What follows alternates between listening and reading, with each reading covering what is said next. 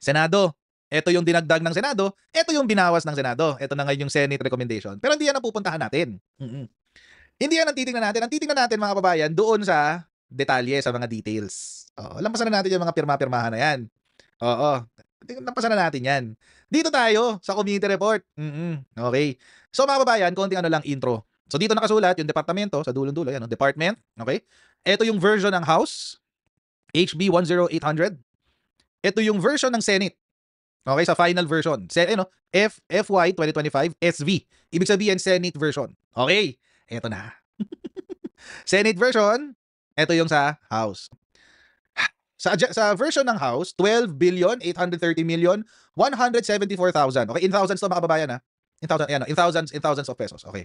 So ito, thousands tong huli. Okay, tinaasan nila ng 44 million, guys. 44,158,000. O, tinaasan nila. So, nadagdagan, ito na yung final. 12,874,332. Sa House of Representatives, nagdagdag sila 9 million. Oo, 9 million. Di ko alam bakit dinagdagan. Pero ang nagdagdag na ito, mga kababayan, Senado. Okay? Kasi may version na yung House eh. Sinumitin na nga nila yung version nila eh. So, ang nagdagdag nitong 9 million na to, Senado. Oo. Okay. Senate ang nagdagdag nito ah. Oo, yan. So, yun yung una. Oo, 44 million ah. Ganda. 44 million yan. Next.